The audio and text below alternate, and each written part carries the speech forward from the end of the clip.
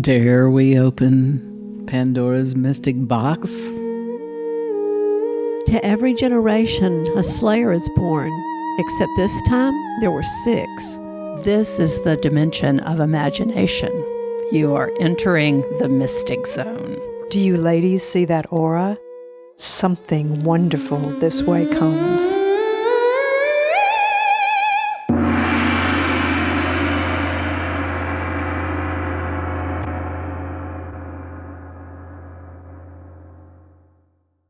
Welcome to the Mystic Order podcast. We are the Mystic Order of East Alabama fiction writers, and I am Katie, the Mystic Oracle. I'm Marion, the Mystic Dog Whisperer. And I'm Margie, the Mystic Illuminator. And I'm Gail, the Mystic Queen. I'm Joanne, the Mystic Defender. And I'm Mary, the Nebulous Mystic. Well, we're gathered here today to talk about a topic that I personally chose. And I chose this because I have very selfish reasons, I suppose. That would be the best way to describe it. One of my many side hustles, is that what you call it these days, as a writer, is that I do a gardening column for a magazine here in Alabama, Alabama Living magazine, that I have done for at least 25 years. And all through those years, I've never run out of stories, because there's always a good story to tell in this column. So I thought that would be so much fun, because gardens are part of our literature. They're certainly part of books. They're part of everyone's life, even if you're not a gardener. So I thought it would be fun to talk to my sister mystics about their gardening experiences, their favorite garden books, their favorite garden stories, that sort of thing. So do we have any comments to start with?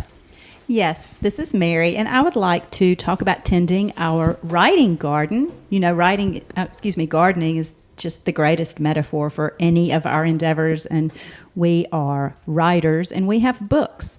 And it's occurred to me from listening to several of our podcasts from season 1 that sometimes we don't really mention where to get our books, and they are all available on Amazon. You can Google the names of the books on Amazon, and the names of the books are, the first is Be the Flame, Not the Moth. There is The Ploy of Cooking, and there is The Art of Winch Cooking. Sometimes The Ploy of Cooking doesn't show up immediately because, although I've tried hard, I can't get it listed under the name of the Mystic Order of East Alabama fiction writers. So if you're looking for that book, you can Google one of our names to find it as an author. I also noticed that the books that we have individually written are also all available on Amazon. And you can also contact us directly if you ever want to order a book. You can do that through Facebook or through Twitter, or just look for us out in public. We like to see and be seen. That's right. You've planted a seed. Thank you so much, Mary. Yes. And try to find Joanne, because she has them in the trunk of her car. Always. Well, she's like Johnny Appleseed, only Joanne Appleseed of our books. She's spreading them across the horizon, or the landscape. I think every good writer should have at least a dozen books, yours and others, in the trunk of your car. You never know when someone's going to say, "Oh, I only wish I had one of your books." It's happened. Absolutely, over and over again. Well, Katie, when you said that we were going to talk about gardens, the first thing that came to my mind, and we have mentioned this several times, is the gardens that were made by our friend Nina. And my favorite thing is no one had seen the gardens or her house, which is amazing. And so I said we were going to take a road trip. And I didn't explain that it was 4 blocks away. Mary shows up with a cooler and food for the road trip. Can I just say, like every good garden and every good story, this one is getting more and more expansive as we go on. I actually showed up with nothing and begged to stop and purchase a Diet Coke. And we've now moved up to a steamer trunk. Well, she wanted to be prepared for those 4 blocks. But the thing that I love the most about Nina's Gardens is there are lots of different sections, but one was called the Great Wall of Nina, and it's different color boards of all shapes and sizes. It's very interesting, very outsider art. And then I also liked the Shoe Garden. The other thing I wanted to say is this time of year, if you would like to see Nina's Garden, you can by It's in Auburn, Alabama on C Street, Seay, and she has it all glowing for the Christmas season. So I encourage you to drive to C Street off of Bibb Avenue. So, and even throughout the year, I guess, is she pretty good about wanting to let people see her garden? Well, or generous about that? I don't think you can jump out of the car and, No, grab something that you really like, because I've tried that several times. But yes, you can drive by and get all the Nina garden you want. And she definitely goes all out for Halloween and Christmas. And I know in her house she puts up 74 Christmas trees. Wow. But last year she told me she was sort of tired and only put up 60. So, and I felt sort of bad because I put up one that was a pencil tree that Michael's had put the lights on for me. So I have a question. So my background is in journalism, which means I love to interview people. So part of what we're going to do today is for me just to ask you all some questions and you can respond to them. And then we can go off on a tangent if we'd like to. We can put out feelers and roots and things like that. We would never go off on a No, we would tangent. never do that. It's just so completely uncharacteristic. But I think my first question is, what do you think? Tangential. Tangential, that's right.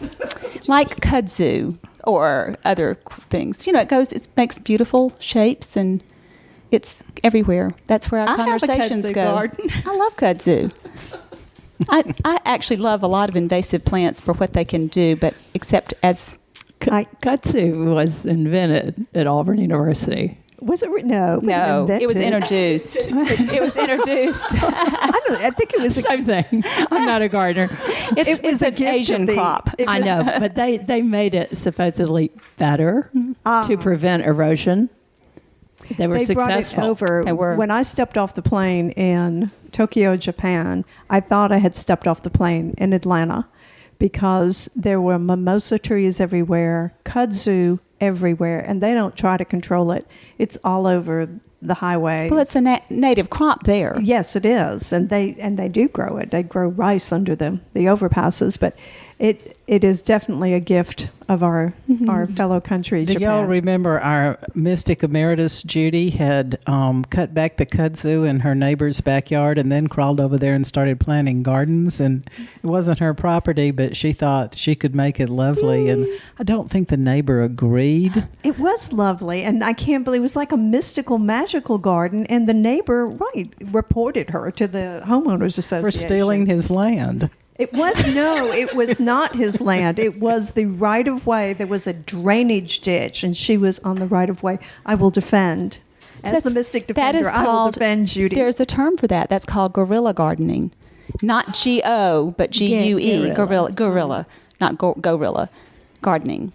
So, and it's a common practice and a lovely practice, I think. I think it's I wonderful. want to speak on behalf of kudzu, the health connection of kudzu.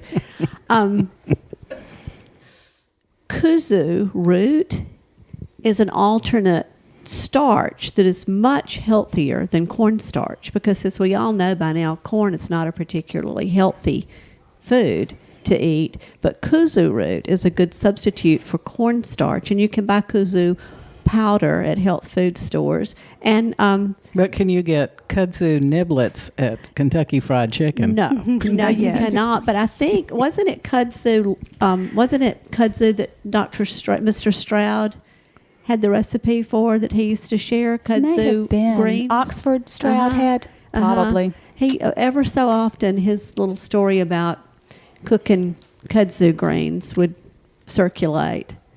And as a linguist, I tried to explain to a guide that we had in Japan about kudzu this, kudzu that. And she kept looking at me like I was crazy. And it is kudzu, just like you said, kudzu.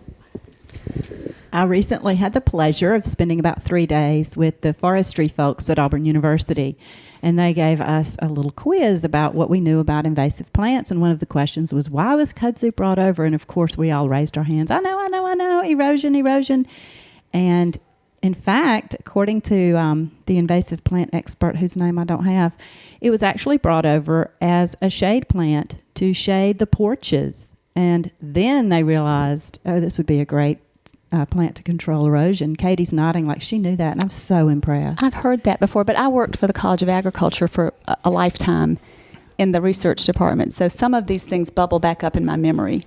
But that sounds very correct. Are we off on a tangent? I think so. I would like to ask about another invasive plant that we have here, which is very beautiful, but it is wisteria. It is beautiful, and it smells wonderful. My husband's nemesis. Mine too. My husband's too. He cannot stand it.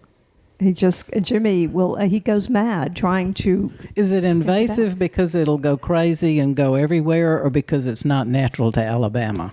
I think it's both of those things, but the problem is that it displaces other plants that are native and also affects the whole ecosystem. Any invasive plant out there can, if it takes over and pushes other things out, then it messes the entire food chain up.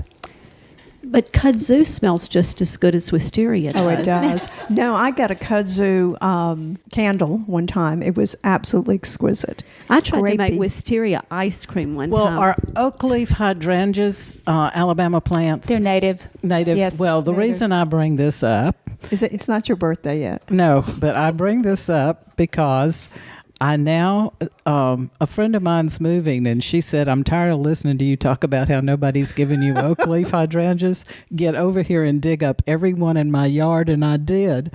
So now I have this lovely plant everywhere in my little woods up front. Her Thank little goodness. Callaway Gardens. Yeah, I love hydrangeas, and those oak leaves are beautiful. They are. Well, I'm upsetting the ecosystem in my garden because I am nurturing mimosas, china berries, wisteria, and I only And marijuana. and I wish for kudzu. Is marijuana an invasive plant? Not yet. But it could be now that it's getting more legal. I think it's only an annual, by the It's way. a bathtub plant in my experience. What? Say what? From my own personal observations, it's a bathtub plant. You grow it in your I bathtub. know that. I think it is a native plant, marijuana. But I know that I'm not mentioning any names, but I did have a friend who lived in Norcross, Georgia, really swanky subdivision, and she grew it in her backyard by her swimming pool. And she said, none of these people up here know what it is. So she just grew her own. What? She was lying. Well, I don't know. we moved into our house 20 years ago, and it's a very unusual house designed by an architect, and we couldn't find the storage space anywhere, and we finally went to change the air conditioner vents, and lo and behold, if you take out the air conditioner vents and crawl through the spaces, there was storage underneath the dining room, which sounds insane, but it's my house. And so not only was the storage completely hidden, but it came with 24-hour grow lights on a timer. And I think Gail dated the man who built that house, so she's probably got stories. Oh my gosh! No wonder I always felt so happy. But we weren't. Katie, rein us in, please. Well, so this does beg the question. My first question is, tell me how each of you define what is a garden. Is it a bathtub garden? Is it, what? So what do you think of your definition is of a garden? And if you've seen my yard, it's hard to. I mean, any place that you try to corral nature is a garden. We live on 4.5 acres of land, and it's a garden. We have corralled in what we want to, let go natural what we want to, and we're still working on it. But it's always a work in progress, like writing. Yes. Well, I have an ancient yard in Auburn. It's not big, but I do have a pomegranate tree that bears pomegranates and about a 40-foot tall camellia. And one day, these kids were wandering by our house, and this one girl, I think she was stoned. I think she'd been visiting your basement. The grow lights. The grow lights. And she looked at our camellias. It's got big red camellias, and she said, "That's the biggest rose bush I've ever seen." The city of Auburn keeps taking your garden away, doesn't it, Margie?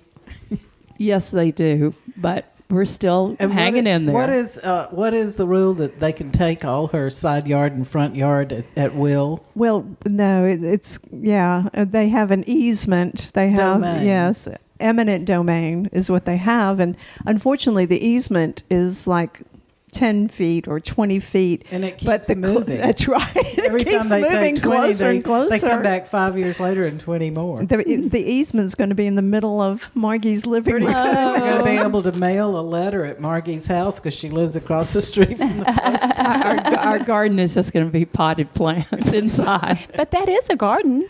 All right. So, yes. so who else has? I've been digging up passion flower. I have my kitchen's full of buckets of passion flower that I brought in for the winter. But I noticed that that I didn't dig up's doing well too out in the yard. Banana. Oh, one of how Auburn's growing out. It's getting too big for its britches.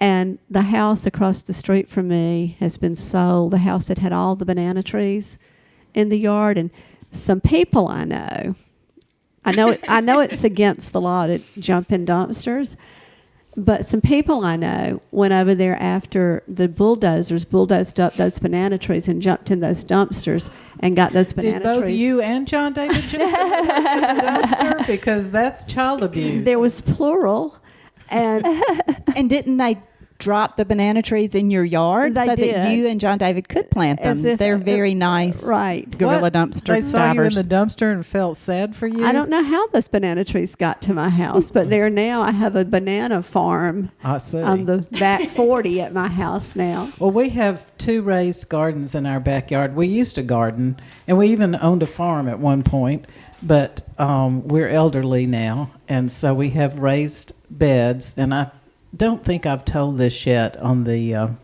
podcast. We have the his raised bed and the hers raised bed.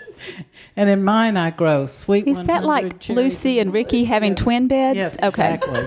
Gotcha. And we do have twin beds, too. Okay. we may be having more information than we need here, but go ahead. Keep He's going. got a king-size bed, and I've got the lazy boy recliner where when he gets to snoring, I go. Anyway, in my raised bed, I grow sweet 100 cherry tomatoes that are fabulous. And then in the other half, I grow collard greens, which are trashy and delicious. So one day I walked out to the garden, and I was extremely dizzy, and I thought, I'm going to fall over. But by God, I'm going to fall over in the tomatoes, because don't let it be said that the queen died in a bunch of collards. You have standards. I have standards.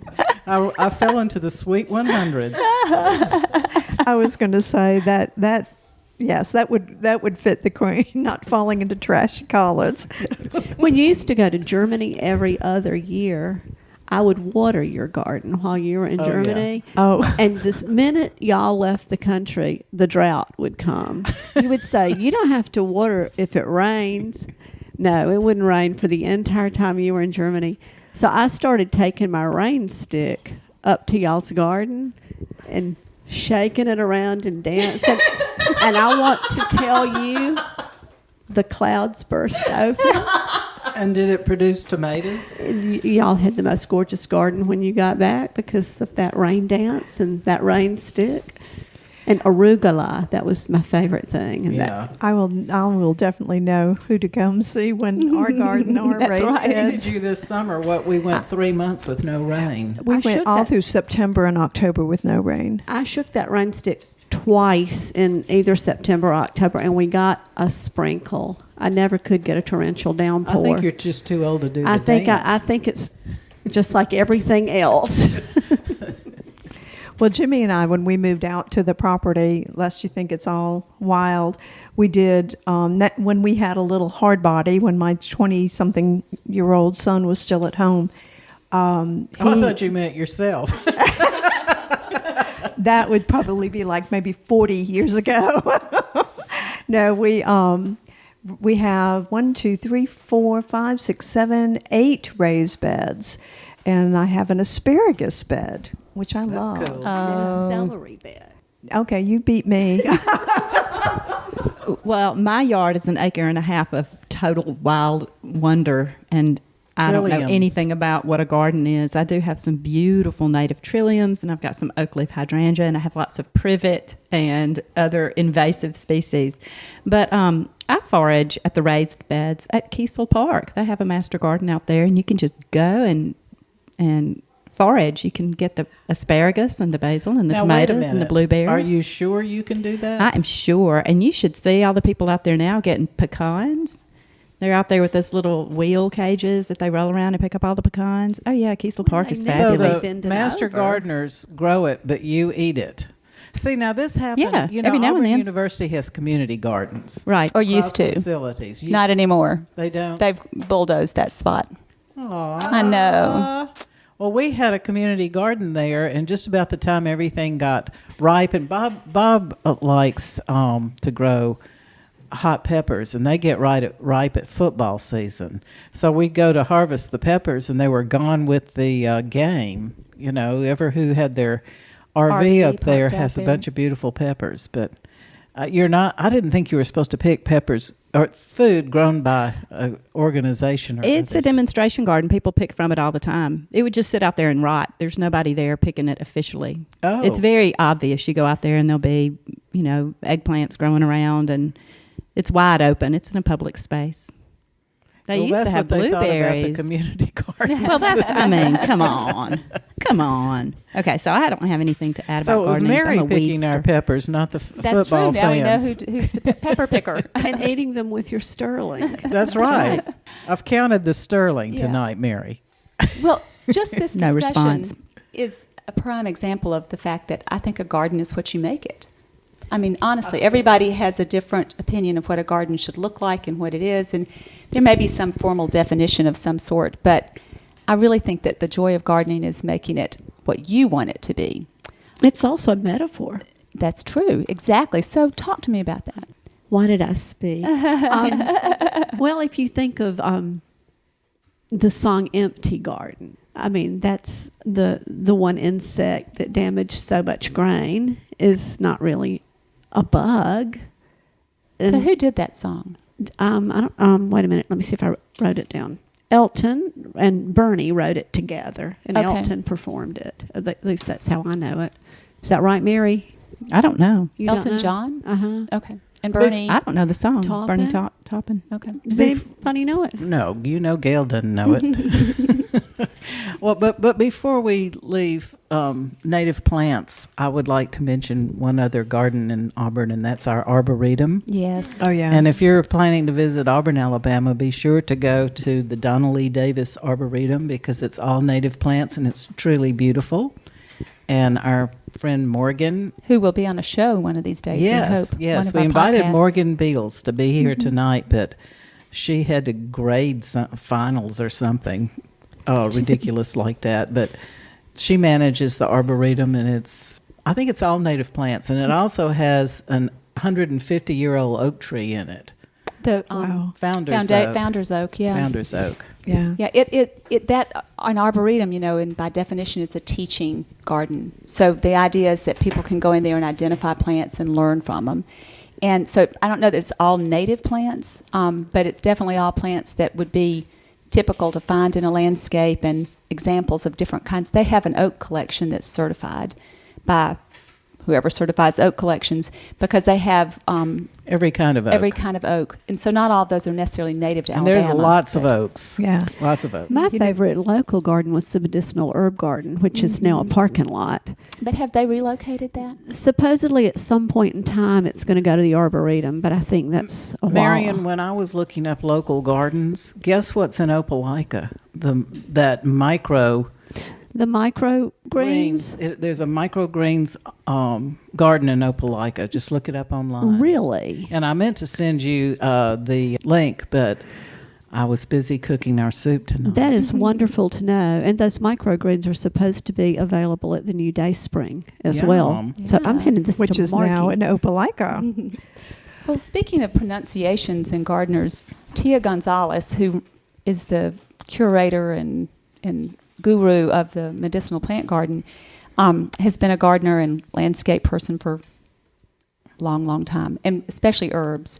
But I remember her telling me that when she was married to her last husband, maybe the first husband too, maybe her only husband, I don't know.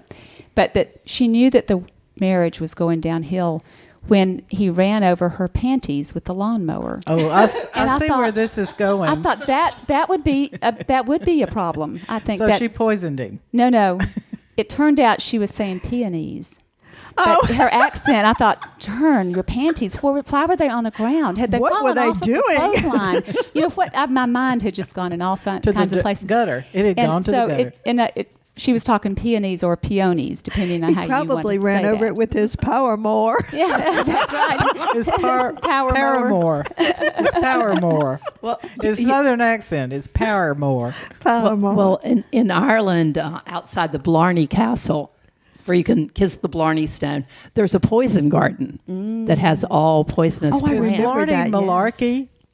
Blarney, you get the gift of gab Yeah. if you kiss the stone. I have just started my own. I shouldn't say I started because I do have some medicinal herbs about. I have just planted some ginseng tubers and some golden seal tubers. We'll see if the squirrels and the deer don't get to them. I may have a medicinal garden in the back. Yeah. Well, this garden has like belladonna. Well, yeah, It has really things that will get you. Yeah. And I know a rat lot of- poison. I go to my mushrooms for poison. So they're cultivating poison in this garden on purpose, and then you just get to walk through and Well, there were poisonous herbs in the medicinal herb garden. oh Yeah, it's do not touch or eat. well, that would be really good educational garden. Yeah, and probably not one you want to forage. No. Unless you have ulterior motives. No. And did you say you could get the gift of gab if you kissed something? The Blarney Stone. You have to go up in the castle and you have to lean over backwards to kiss the stone. They would probably drape it in black. And they if hold they saw the you mystics by coming. they hold you by Yeah. your legs 500 feet off the ground down there so that you can kiss the Blarney Stone. And And they're that's all one thing you certainly need. and The they're all gift of gab. sorry, Gil. Is there an anti-gab stone? That's That's what I was thinking. saying. If they saw us all coming, they would take black cloth and cover the Blarney Stone for Like a they time. do mirrors and after Yeah. a few for a Well, death. well, people line up to kiss it. I think it's supposed to be good luck too. But the thing is, there are all these rumors too that at night the guards like pee on it. I've heard those too. I've never The tried to kiss lady it that either. was standing there when I kissed. Of course, if you go to Ireland, being Irish, you have to kiss the Blarney Stone. And so my husband, just not being Irish, he's English, just watched me. And he, after I got up, I heard one lady go, I would, no telling what's been on that Blarney Stone. That must And I have been my told her- mother. I know.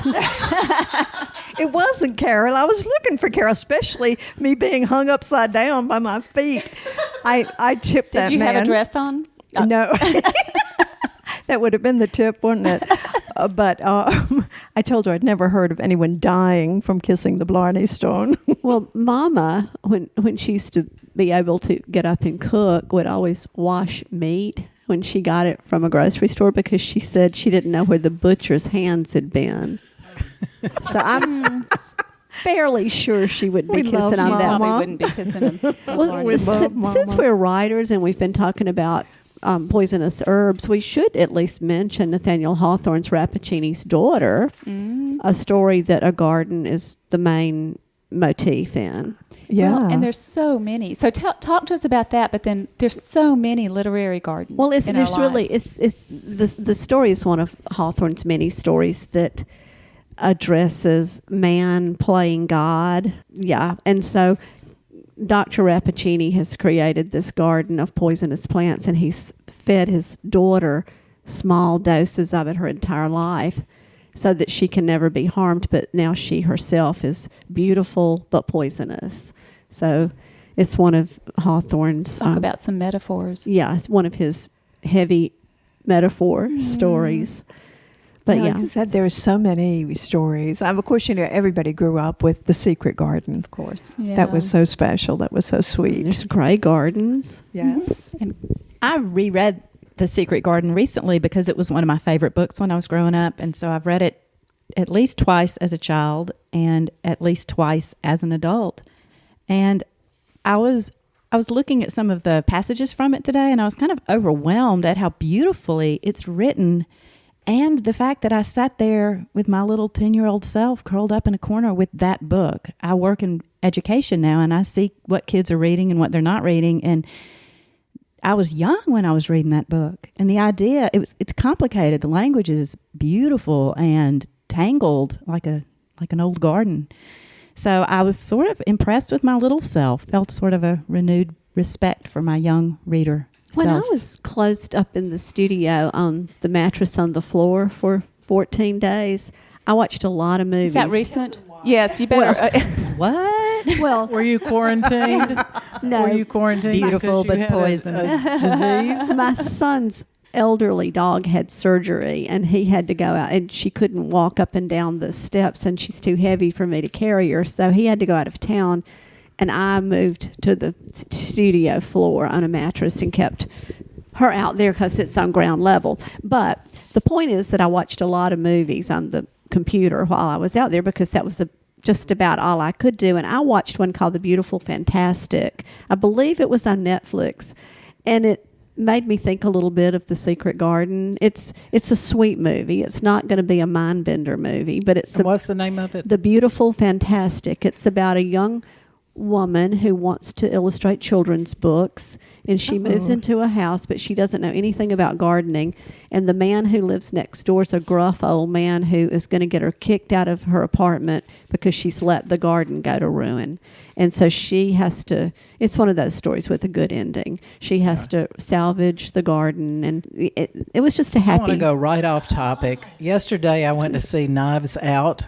I'm going to see that And soon. The the set of this is an old house with everything I have ever, probably everything in your house is in this. But it's stuff I've sold often as an antique dealer, and the place is packed with it. I could hardly think of the movie for looking at the set. For pricing the items. Yes. Well, I went to see Addams Family last night. We wanted to go see Knives Out, but we figured it would be here longer than the Addams Family because the Addams Family's already been here so long. Yeah. It was, that garden's nice too. You know, Morticia cuts the blooms off of the roses and leaves the thorns. the thorns. Mhm.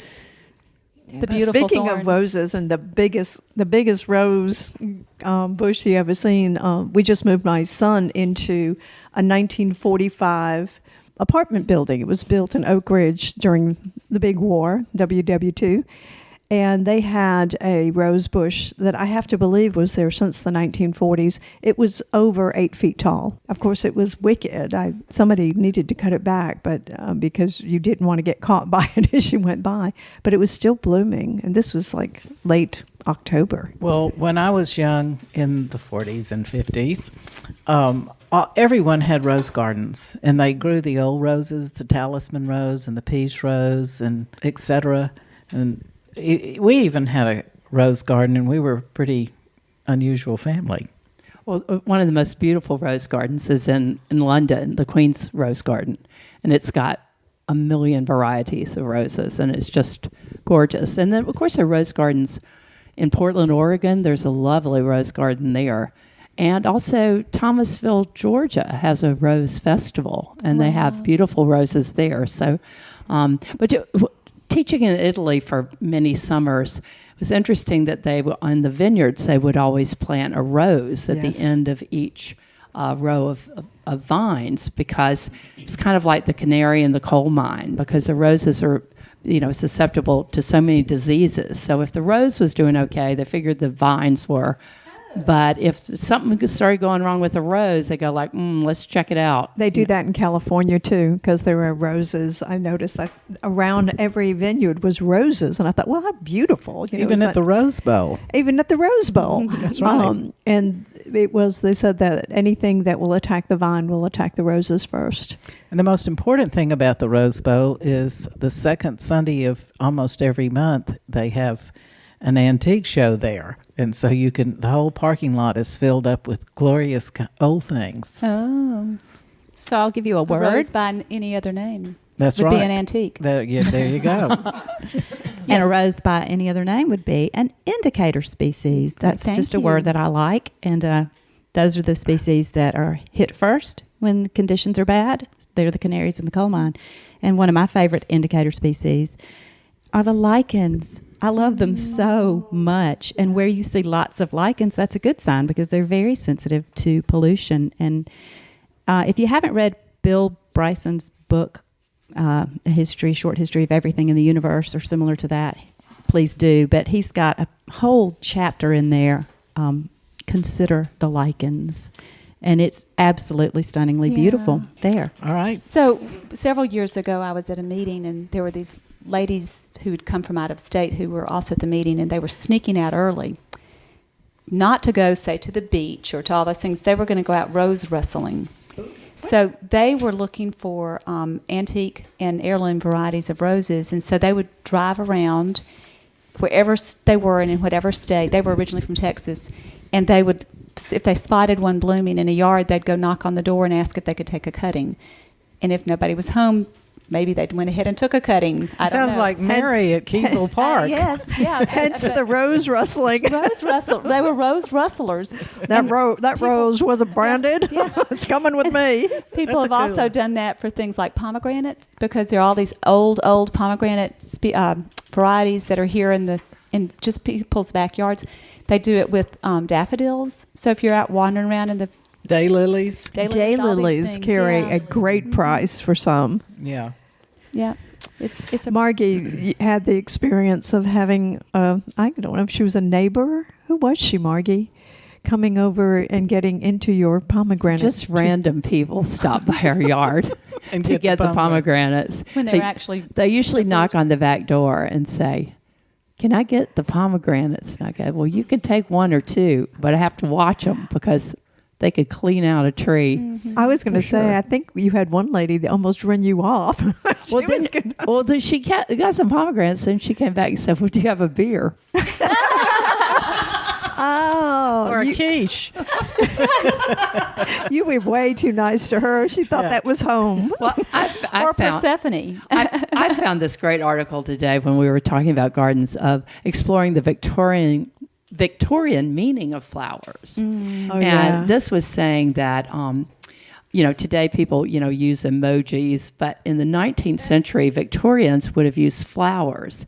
In fact, due to severe restrictions of Victorian society, an entire language of flowers was developed so the senders could express feelings and emotions through colorful coded messages. There's a So book each- of this. It's called The Language of Flowers. It's a There's- beautiful yeah. little book. And some examples of these, it's like if you had an anemones, that meant forsaken.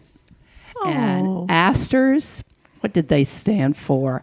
From the Greek word star, and this flower was recognized for its unique star-shaped head. So that stood for daintiness. So that was there. Datingness or Daintiness. That you're very Daintiness. dainty. I like the word dating. Daintiness. Daintiness. The Eligibility. The camellia. Each color had a purpose. So red camellias meant you're the flame in my heart. Ooh. White camellias meant you're adorable. And pink camellias meant longing for you. And roses are that way too, right? So a yellow rose is not a good thing to get. It I means think you're it's- from Texas. Yeah, a yellow I rose. think it good is point, something yeah. about longing or memory or like the or- yellow ribbons. Yeah, and then a red rose is love, and a white rose is so all of those Is colors. death. And but I do have this problem with the emojis is that when I heart something, apparently the red heart means something different than the blue and the green Oh, ones. dear. But I had no idea. Oh, what they dear. are. Well, I remember when I was little on Mother's Day, you wore one color rose if your mother was alive, Yeah. and another color Red rose if they were alive, and white if they- she was not. Yeah. And carnations and things Yeah. like that too. And Yeah. and you wore a striped rose if she was drunk all the time. But since we're writers and we try to come back to literature ever so often, we might mention Ophelia and Hamlet and how all the plants that all those flowers that she named had Well, meaning. and, Jane Austen and all of those writers. I mean, gardens were just a main part Well, I of wanna- many of those I stories. want to talk about another Alabama garden because I'm proud of our wonderful state, and that is Ora Park in Montevallo. Have y'all been there? I have been there, and I've And spent a lot of time. All the cedar trees that were destroyed in a storm have been carved into little gnomes and faces and snakes and fish. And this was done by a guy named Tim Tingle, and he was with the coal mining business. I don't know if he went down in the coal mines or if he wrote the paychecks. I don't know but it says he's also an author. So I looked up his books today, and there were just hundreds and hundreds of them. Well, it turned out that was a different Tim Tingle. So how could there be two Tim Tingles? Yeah. I mean, that's just wrong. There was a Tina Tingle here at Auburn. I believe she was an English major, and when she graduated from Auburn, she worked at Algonquin in North Carolina as an editor. Wow. I wonder if they're... Yeah. Gail is they're showing so us one of beautiful. the cedars that has been carved. It looks like something Jimmy Camp would have done. It's so beautiful. Oh, you're a little old man that looks like Jimmy Camp. And this, Very the next handsome, picture right? is Butch Cart Gardens, where I went a couple of months Canada. ago. And this is the Sunken Garden, which is 22 acres, the most 22 acres in the world.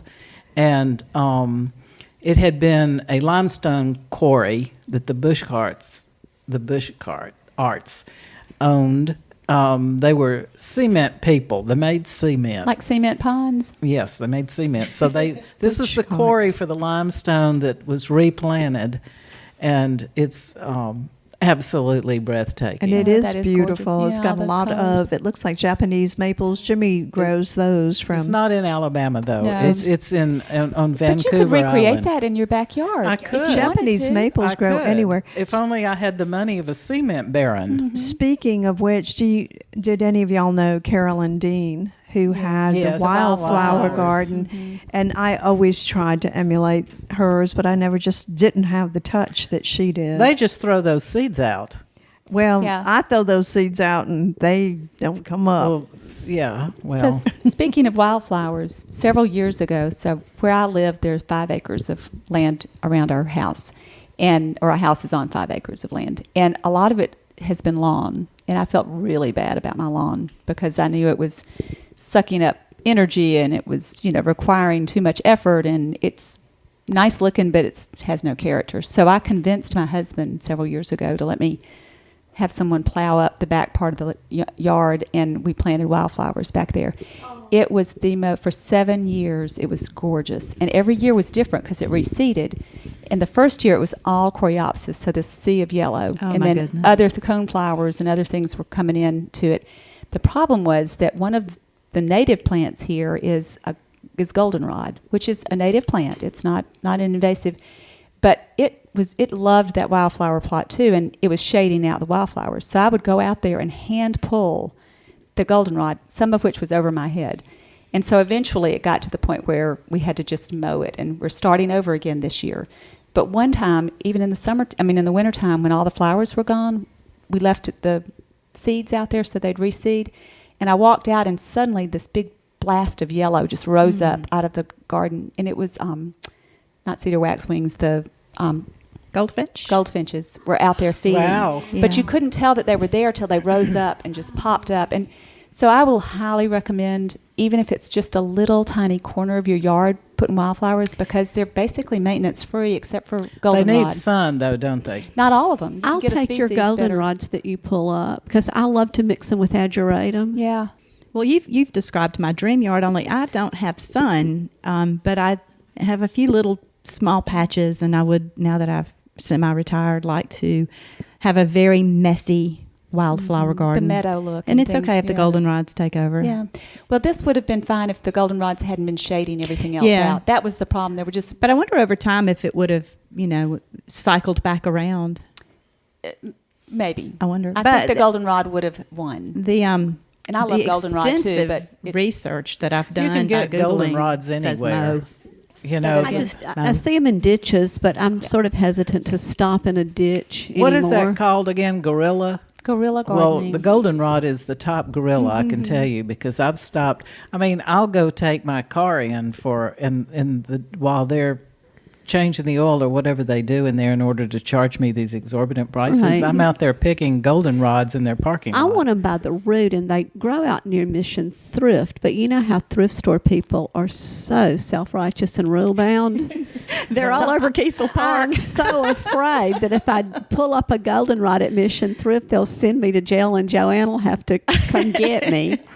Kiesel Park, Marion. Kiesel Park might have to be the place. Well, if Joanne comes and gets you, you're going to have to do Hail Marys for pulling up the golden That's rods. okay. No, so I thought guerrilla gardening was planting your garden in someone else's yard.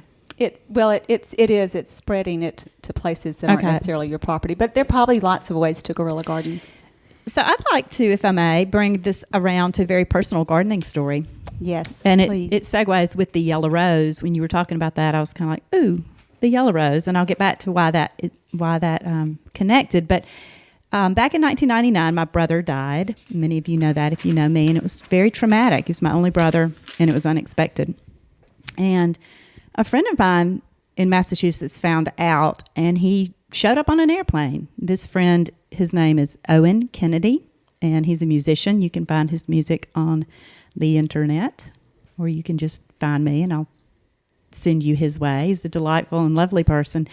So he just showed up and said, we're going to build a garden. You don't have a garden. And we got in the car and we went out and we bought dirt and manure and we made a garden that was a small, maybe like a 4x5 patch in the backyard in the sun, a butterfly garden.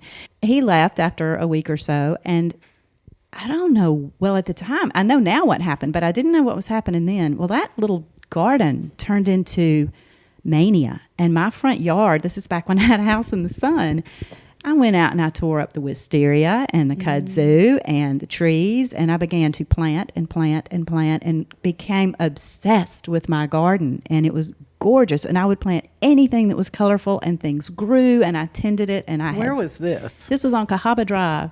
It was gorgeous. And I would take my friends on tours of called it my grief garden. I mean, I knew what I was doing. I was grieving through my garden. And it really, really was pretty. I went out in the woods and collected stones. And How many years did you work on this garden?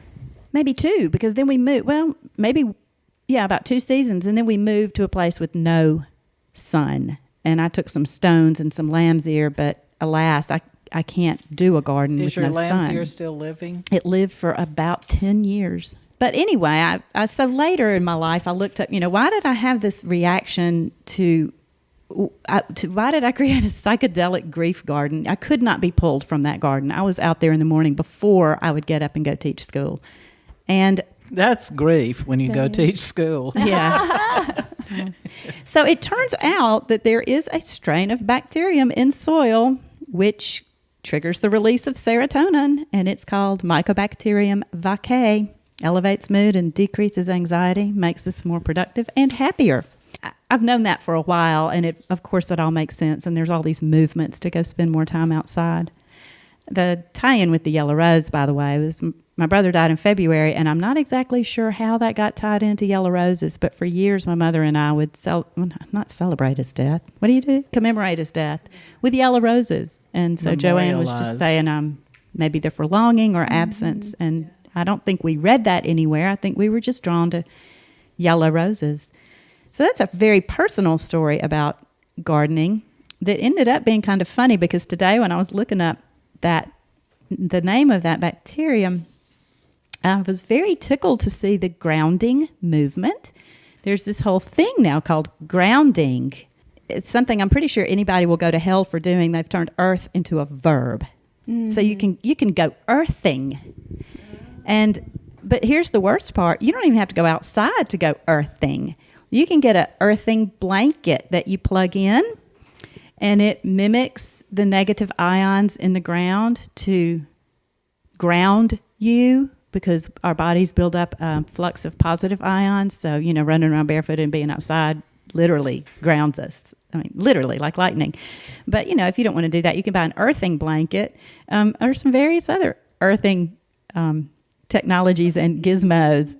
And I think we should have an anti-earthing movement right now and just take off our shoes. All right. You just explained something, Mary, because I've never been a gardener. Jimmy has always been the gardener.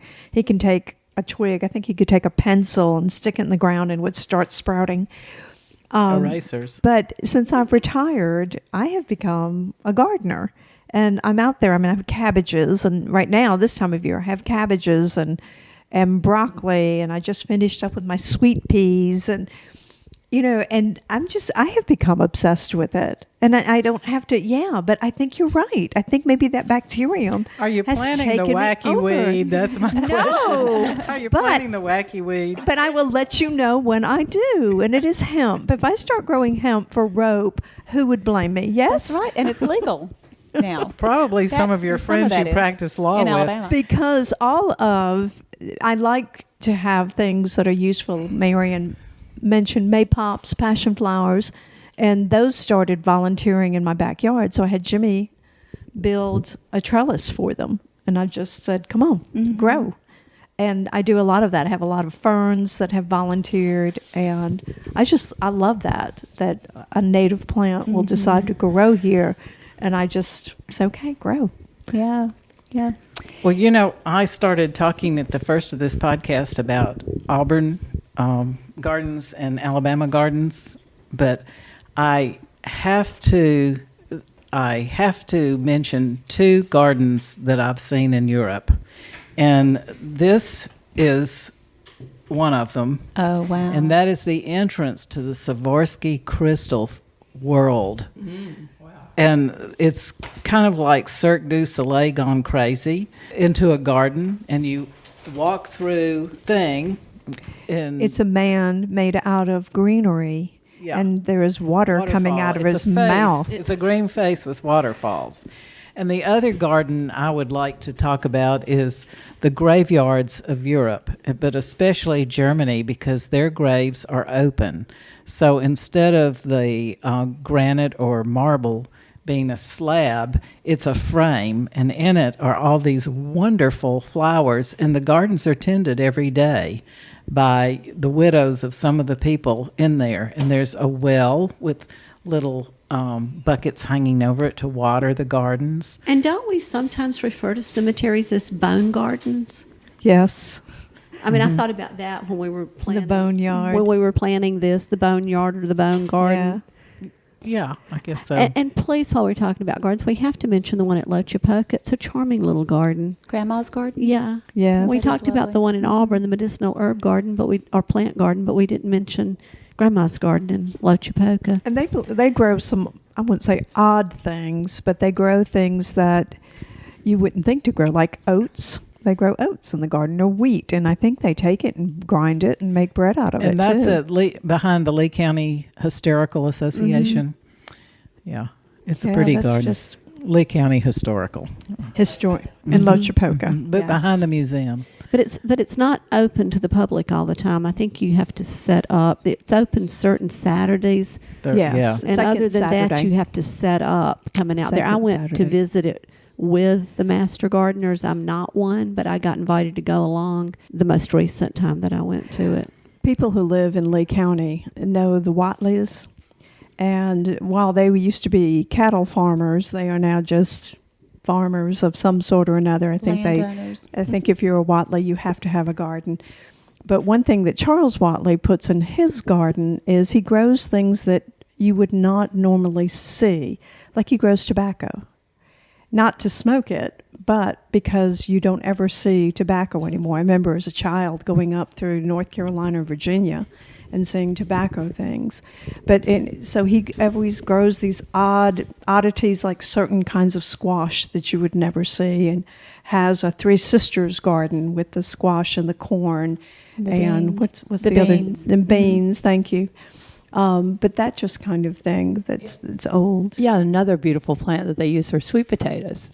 Oh, yeah. Sweet potato vines, and those are used all over in planters, and because they are beautiful. Now, I tried sweet potatoes a couple of years ago, and I just was going to have a little plot, maybe about 2 by 3, and I planted sweet potatoes in it.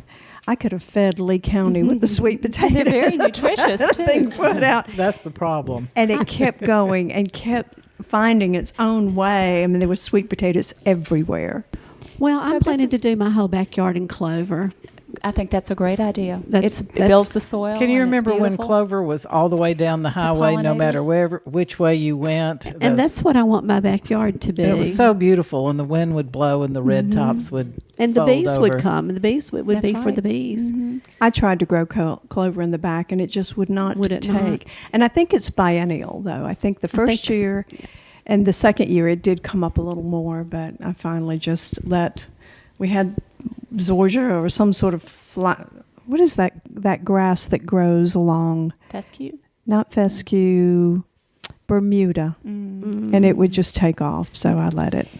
I do a lot of gardening by letting things take off. And I think that's a great way. So I think that it may be, this is such a fertile subject, that we could have several episodes about gardening, but I think we may be almost out of time. And I really think that we should have a mystic moment A mystic before moment. we wrap Mystic things up moment. today. So Mary is raising her finger.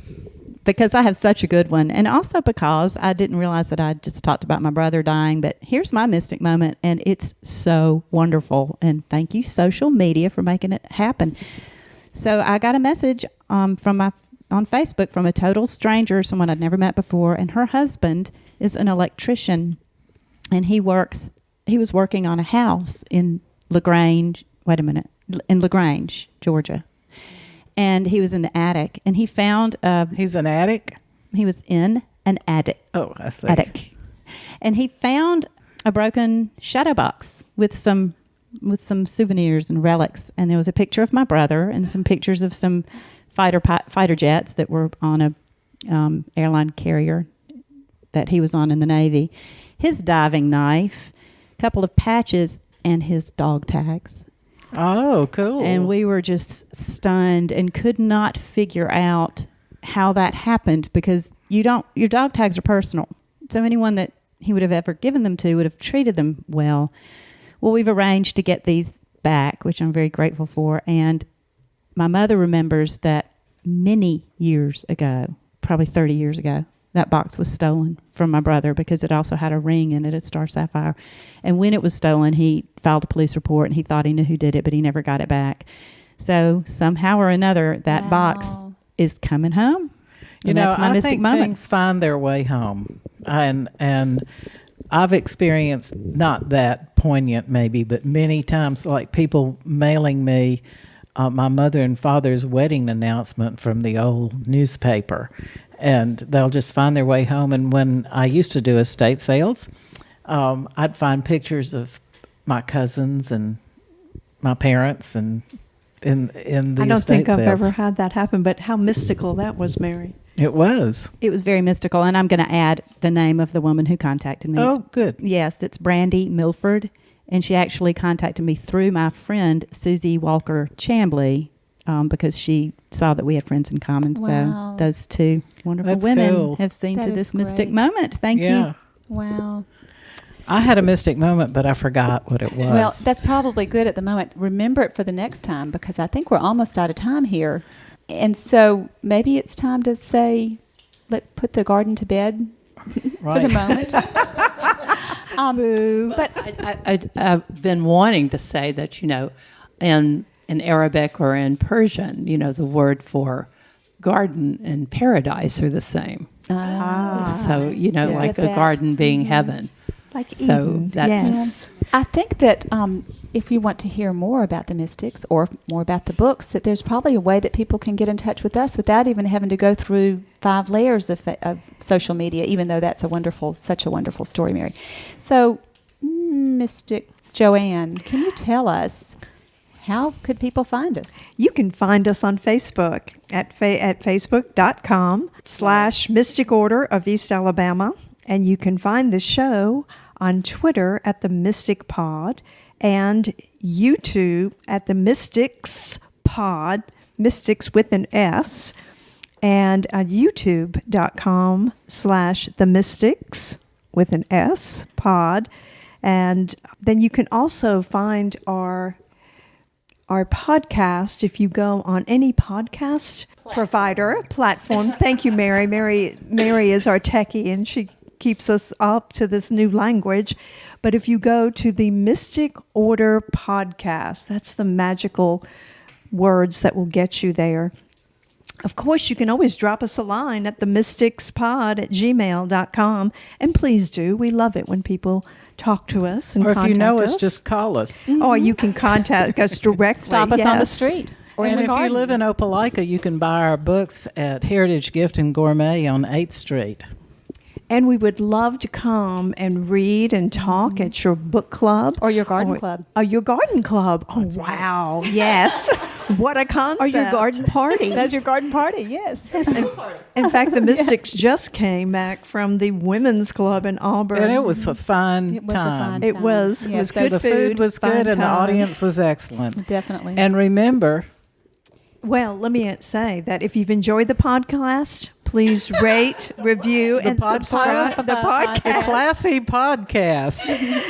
I think I got into that hemp.